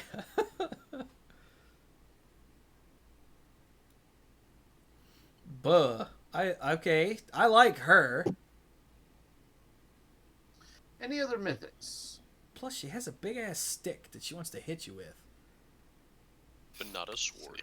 But We not talked about Jace. We talked about Jace last week. Yeah. Yeah. I don't think we talked about Tazri, and I don't think No, we did talked not. About where's the other one? Dang it. It's up at the top, and we did. Brian brought it up. Okay, yes, we did talk about immediately. Angel of Destiny. Okay. So Tazri, I'm looking through the multis. You talk about Tazri while I look through the multicolored. Otherwise, that might be it. Yeah, there's no more mythics in multi we haven't talked about. So Tazri. All right. So Tazri, Beacon of Unity, is a 4/6 legendary human warrior that costs 4 and a white, but costs 1 less to cast for each creature in your party. What? So it could cost as little as a single white if you have a full party of cleric, rogue, warrior, wizard. All right. Okay. So this has the this has the weirdo hybrid symbols where it's 2 generic in one half and a colored in the other half, and it's the blue, black, red, and green ones. Yeah, Okay, so it no could white. cost as much as 6 or as little as 4, depending on how you pay for it. As That's much the cost as of the activated ability. As much as 8. 8. Yeah, I did that wrong. Look at the top 6 cards of your library. You may reveal up to 2 cleric, rogue, warrior, wizard, and or ally cards from among them and put them into your hand. Put the rest on the bottom of your library in a random order. I love that they put ally on there for the commander players so they would shut the hell up. Yes. Because I don't think there's any allies in this set. There's not. No. They talk in Mark Rosewater's article. They talked about how the ally mechanic was one of the things they cut, just because there wasn't really room for it. Yeah. But I mean, I don't even think that there's an ally just creature type slapped onto anything. No. I think it's just not there. But it's there because the original Tazri, which, hang on, let me go look up. Did I spell it wrong? Tazri. Oh, it's General Tazri, that's why. Mm-hmm. Was a legendary creature that was all 5 colors that dealt with allies. And so they made the new Tazri still work in those decks in case you would rather, instead of having General Tazri's like search up an ally and then buff all your allies, you could do this other more different thing. Or build a party deck. Because allies were essentially like a placeholder or an early thing that was supposed to bring your mind to the party mechanic from D&D. Because remember, Zendikar was originally like an off-brand D&D world. Yes. It was all about adventure and excitement, and it's like Indiana Jones, but Dungeons and Dragons, except without the name because they didn't want to cross the streams back then. But it was supposed to occupy the same, like, I want to say headspace, but you know what I mean. It's not quite design space, but it's. Back me up here, boys. I can't. My brain isn't same functioning. imagination. I think you're communicating it pretty well. Oh, okay, good. Thank you. Because I feel like I'm floundering. Also, Violet Moon threw 55 bits and said, "Party deck, woo!" Woo indeed. Violet, I didn't know you were a woohoo girl. I don't know if I'm impressed or disappointed.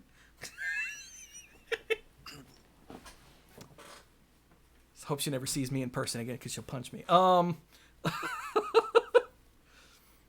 yeah, I really like that they added that on there just to go back to where I started with this. Because they could have made it just the cleric, rogue, warrior, or wizard thing and left it there. And a lot of people would have been like, oh, I really want to put this Tazri in my ally deck, but it doesn't do anything. And you can all hear them saying it on Twitter already, even though they're not gonna, because it does say ally. But you can hear them, can't you? They were clearing their throats, getting ready. So they were like, that was them cracking their knuckles before they start typing. I don't know if the mic picked that up. It did. I know it did for you guys. I don't know if the mic did for the stream. Yay! So that's all of the mythics in the set. Well, do we want to call it here so that we have some to talk about next week? And given that we just came off of a super long episode.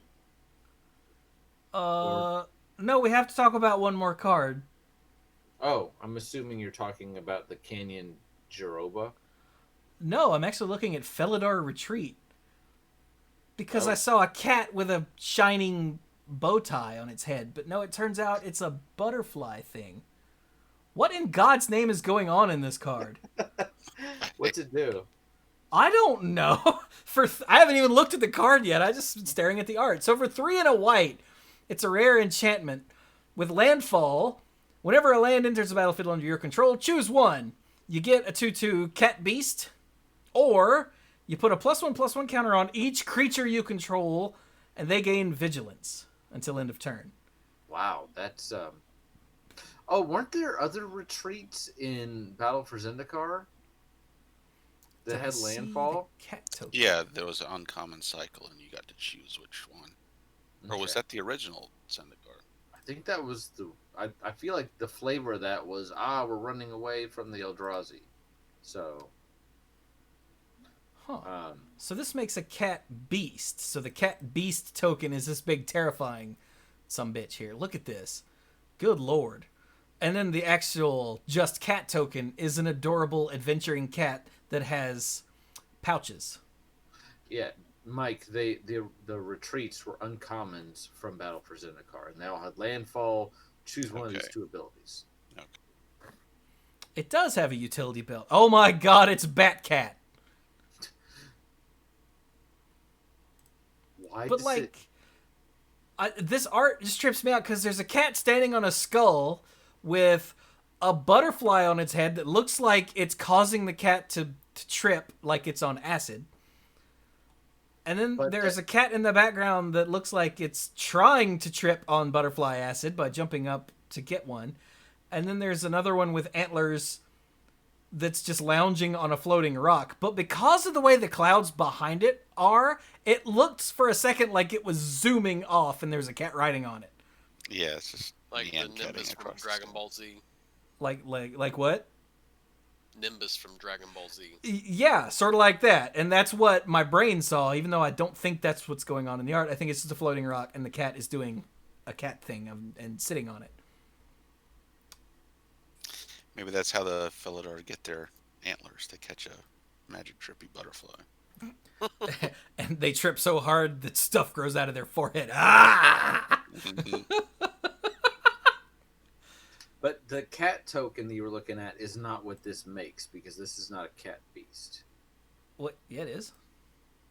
This makes a cat beast. Yeah, that's what I said. This makes the big scary thing. Okay, not the utility belt one. Yeah, okay. But the actual just cat token has a utility belt. Okay. All right. We have to look at Canyon Jerboa before we go. Canyon, is that white? It's white. Canyon Jerboa. Oh, look at him! But I'm sorry. That was too much sweetness at once. I threw up a little. There you go. Wait, jerboa is a real creature, right? I have no idea. Yeah, a little desert mouse. I thought so, because I know that word. All right, somebody read the card while I look up. Oh my god! Real jerboas are so cute! So for 2 and a white, it's a 1/2 mouse. It's uncommon. As landfall, whenever a land enters the battlefield under your control, creatures you control get +1/+1 until end of turn. Because everyone's staring at the mouse. Yeah, that's quite an inspiring mouse. He's like, "Come with me, friends."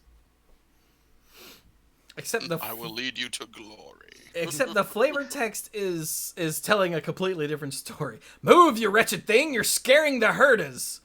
And that's Bruised Tarl. Remember him? Goma Fada Nomad. So are herdas like elephants? I don't get that. Herdas are these weird. They're giants, but they're not exactly sentient. They have the intelligence of a pack animal. If I'm remembering that right.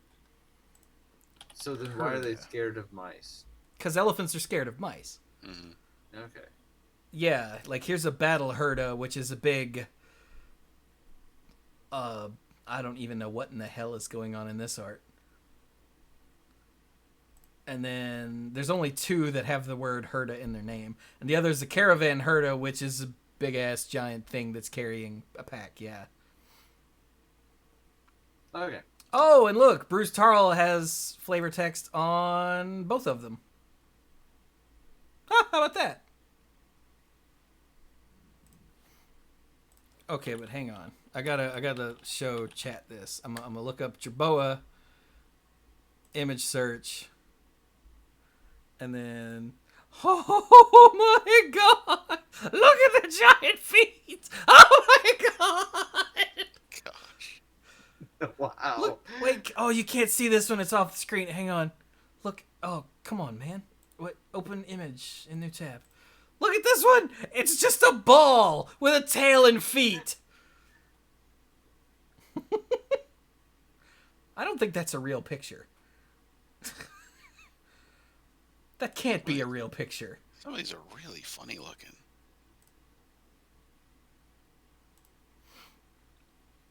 But yeah, they're so cute. I'm gonna die.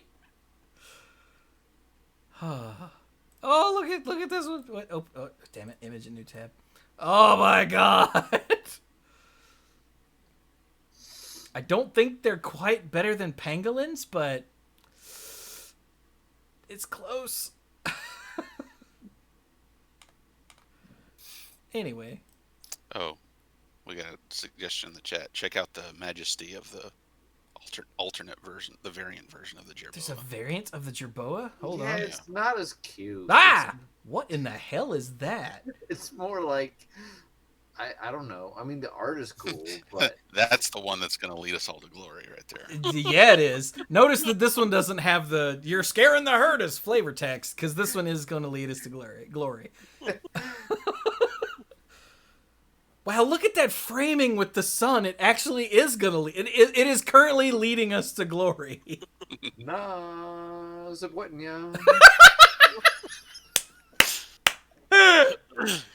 Nailed it. Okay. Oh, and Felidar Retreat has a much less goofy art as a promo art. Yes, it does. It's just Felidars just hanging out. Like, sup, we're awesome. Like, you're not tripping acid. We don't care about you. Anyway. So that seems like a good place to stop, right? Let's stop here because there's still some decent stuff to talk about next time. Yeah, So. and we hadn't gotten into some of the other themes that show up in certain That places. is true, Right. yeah. Like the inscriptions. What is this card I have as our background? Inscription of Rue. Okay, wait, one more card. Because I said it as our background because I liked the art. Yeah, but that's part of a cycle. So Oh, well here, this is the card that's our... Wait, you can't see my mouse. This is a card that's the background that I found. What is it a cycle of? the inscriptions. There's 3 of them. For some reason, there's not one in white or red. Okay. Oh, well, since it's not a full cycle, I'm just going to read it because I said it as a background because it's got pretty art. So for 2 and a black, it's a sorcery that's rare, with kicker 2 and 2 black. Buh. Choose 1. If the spell was kicked, choose any number instead. Okay, hang on. Choose any number, and it costs 7. Alright, so for 3 mana, you can have target opponent discard 2 cards. That's normal. That's common, right? Yeah. Okay. That's mine, brought. Return target creature card with converted mana cost 2 or less from your graveyard to the battlefield. That's 2 or less. That's got a name, doesn't it?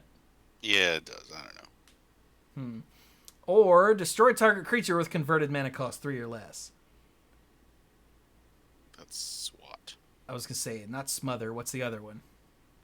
So all of those are No, fairly that is Smother. Is it smother? Yeah. Oh, okay. So all of those are fairly minor effects, but the ability with the kicker to do all of them, or just the versatility to pick the one you need for the lower cost. Yeah. All of the inscriptions have this sort of thing. This is... Huh. That's really cool. You want to see the other 2 real quick? None of them are like really ridiculous. Yeah, we can if you want to. In blue, Inscription of Insight. For Ooh, that's 3 and a pretty blue. too. For 3 and a blue, and it also has a kicker of 2 and 2 blue. Choose 1. If it was kicked, choose a number instead. First one, return up to 2 target creatures to their owner's hands. For 4 mana, that's actually pretty good tempo wise. Second option, scry 2, then draw 2 cards. And last option, target player creates an XX blue illusion creature token, where X is the number of cards in their hand. So obviously, if you do all of these, you're going to do them in that order. And even if you don't bounce your creatures, you're still going to be scrying 2, then drawing 2 cards, and then making your illusion. Because you're going to give it to yourself. Unless you're playing politics and multiplayer. I actually really like that one better than the black one, I think.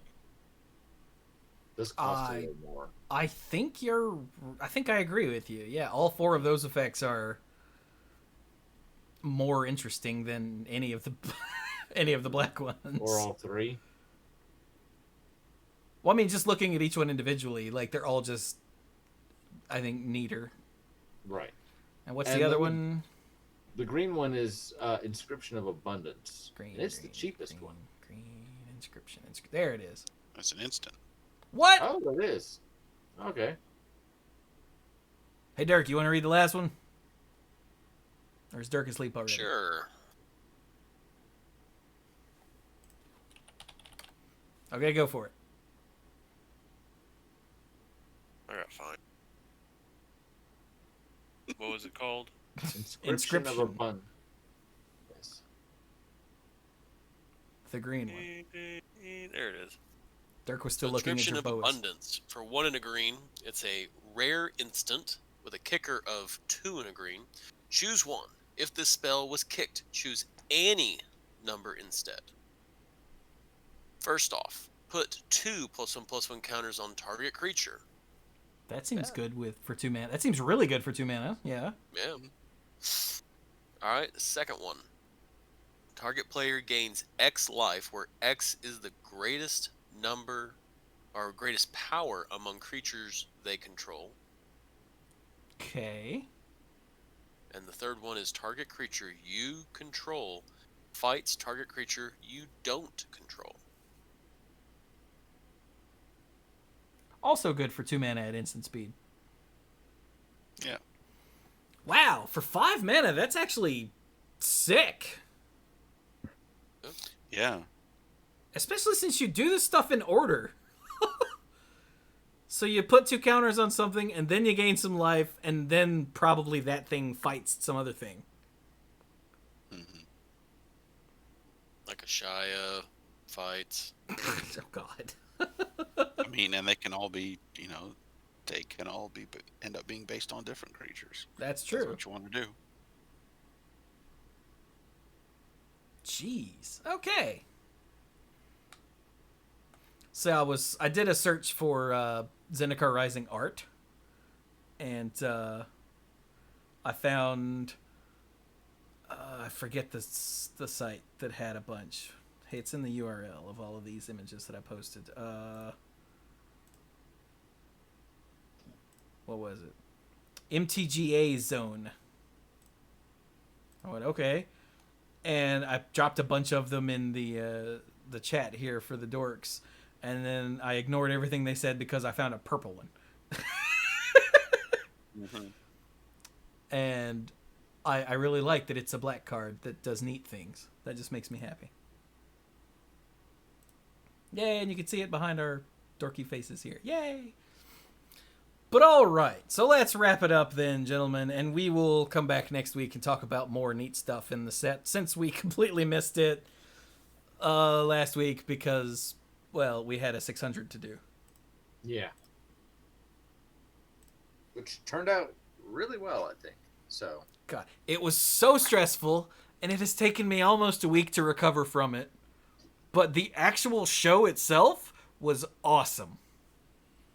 Like, I enjoyed that thoroughly from beginning to end. Once everyone showed up in the call and I was able to actually take a deep breath and then release it, I was like, this is going to be great. And then it was great. Mm-hmm. And no spoilers on who won, but it was well deserved. Which means we all won. Because we all got to be there for it and listen to it. But anyway, so dorks, how about some of those final things that we think in our heads?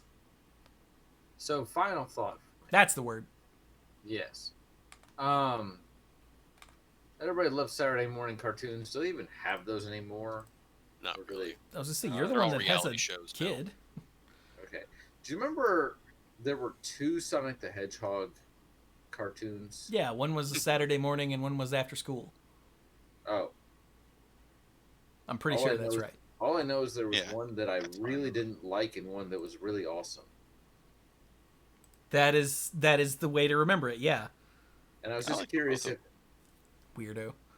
I was just curious which one everybody's favorite one was. And to give you a hint, mine was the one that actually had the really, really super catchy theme song as the opening.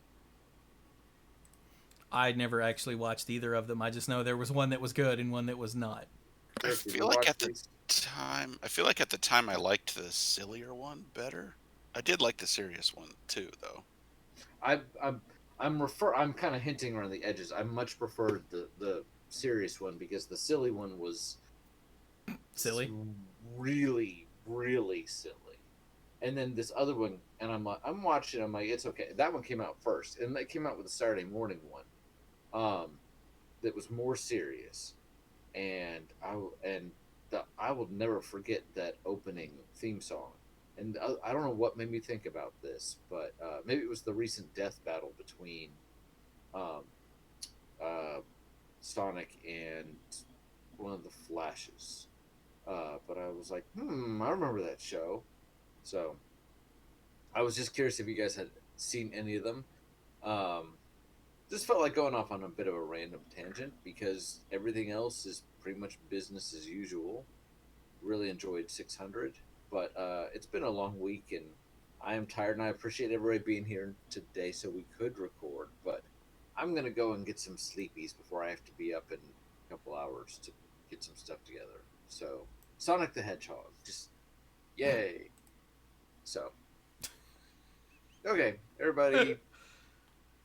I'm trying to inject some happiness into people's lives. So I'm tired. Good night, guys. Good night, B. All right, good night. Oh Lord, I that guess was we're in the loud. same vein as Brian's. The shows that I kind of miss and everything was there was a Toonami whenever we were in college, and getting to watch Gundam Wings. And then after that, they started bringing some more Gundam shows over. And apparently, the big robot series are very expensive, and so they really have not been doing much of those. But I kind of enjoyed watching them. Yeah, Squanto used to bail on whatever it is we were doing to go watch Gundam Wing every day. He'd be like, "Whoop, gotta go. Gundam Wing's coming on," and we're like, "All right." And then half an hour later, he'd come back and be like, "Man, that was great." And like if we were playing Smash Brothers or whatever, he would be like, "Nope," and he'd tip out the door. And then half an hour later, he'd come back and be like, "Yeah." Did you watch the midnight one or the afternoon? This was an afternoon one. Okay, yeah. At midnight they would run the uncut episodes. The ones that ran in the afternoon, they cut some, like they edited out blood and they cut some of violence. And they used the modified dialogue. There were a couple mild cusses in it that they would cut out for the afternoon one. I mean, knowing him, he would watch the midnight one too. He always was the first one to leave when we were doing the like late night Smash Brothers. So he probably watched both. But he wouldn't come back after the midnight. But he would come back after the afternoon one. But yeah, there was that, and just like again a little bit of nostalgia and everything. But that was a fun one that I remember from my college / high school days, was watching all that. So, and with that, the random TV show prompt and all that, I'm also going to head to bed because looking at my watch, I'm going, I think I've officially been running around doing something. I haven't really had a break today at all. And so I am exhausted. Well, you should probably bounce then. I am. Boingy, boingy, boingy. So with that, everyone have a wonderful night. Night, Zerg.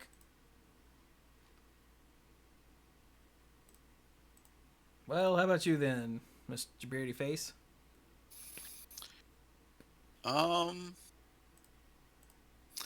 Let's see. I'm having trouble thinking of shows I missed watching back in the day. I watched a lot of shows well past the point where I probably should have, since Thomas is 5 years younger than me, and if one of us was watching TV, both of us are watching TV. I mean, I don't know about should have. Like, do you know what I just found on Hulu yesterday and added to my list immediately. What's that? The newer whatever version of Thundercats that I never got to see. Oh, I heard about that.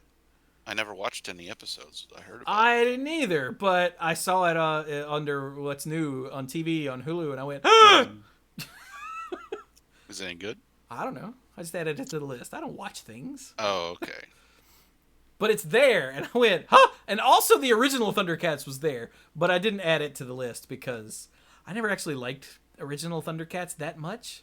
Mm-hmm. I was much more of a He-Man kid, so Thundercats Right. just seemed kind of lame comparatively.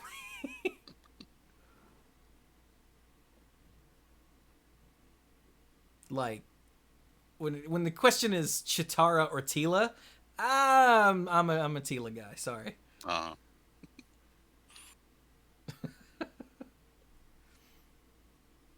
Also, I'm seriously considering watching all of Gravity Falls at some point. So, like, I don't know about should have, because my ass turns 40 this year.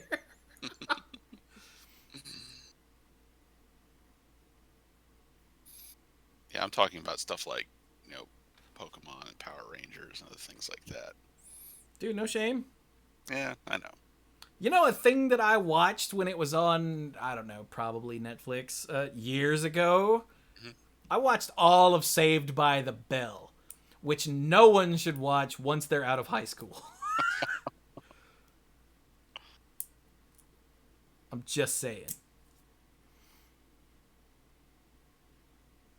Also, by the way, if anyone, while we're on cartoons that are for kids, but also not just for kids, if you haven't watched She-Ra, oh my god, watch She-Ra. It's so good. I just finished it a couple days ago.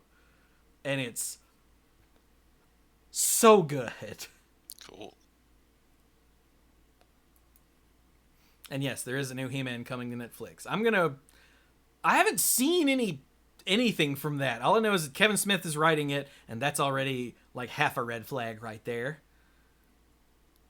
And I haven't even seen any artwork. I don't know if any of that's been shown. I don't know. Now I have to go look. Thanks, Fuji. Damn it.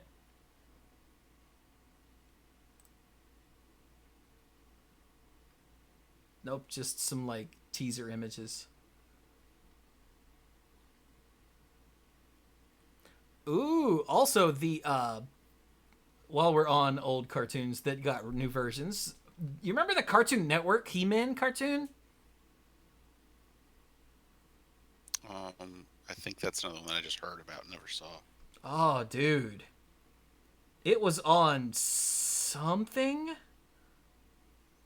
and for a while, and I watched it all. I'd only ever seen like some of it. Mhm. It's also really good. Good. I don't know why it got disappeared, because it was okay. So you know how things from back in the day in your head are way cooler than they actually were. Yes.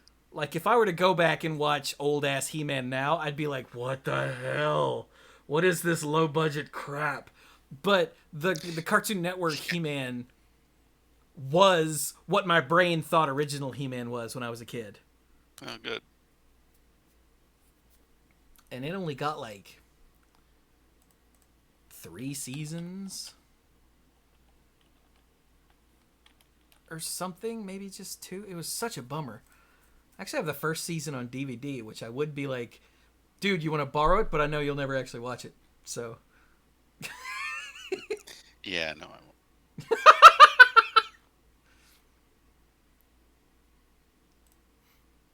anyway, excuse me, I hijacked your final thought. That's it.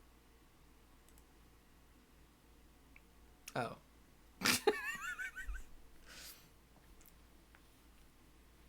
Fair enough, then. So I'm going to have to ask you this several times over the next little while until I stop getting amused by it. How's married life? It's great. Nice. Is that it? It's great? Yeah, Okay. it's great. Just checking. I'm still convinced that marriage is a weird cult that once everyone's in, they're like, oh, God, we got to get everyone in this so that I don't feel so alone. Or is that having kids? Oh, wait, no, it's both. All of you people, well, okay, married people slightly less so, but everyone with kids, and I'm sure you've already heard it from family members, even though you two have been married for like a week and change, is, so, when are you gonna, shut up. Like when we damn well feel like it. That would be how I answered it. To that. Do what? Said yes, it was hinted at. Yeah. And you know, and I bet every person that hinted at it already has kids. Yep. Because single people that don't have kids don't go, so, when are you having kids? Unless they're doing it just to be an asshole. Yeah. So, I'm convinced that it's a weird cult. Like, having kids isn't actually great, like they say it is. But they want you to think it is, so you join the club. Yep. And once you do, you just feel like a doofus, and you just pretend it was great. Exactly, yeah. Get the idea? Yeah. Like, I can't tell everyone how soul-crushing this was, so... we'll make out like it's great. Hey, everybody, this is great. You should have kids, too. Now, for anyone out there who's going, Jesus Christ, Chewie, I've got kids. It's not that bad. I'm obviously not talking about you.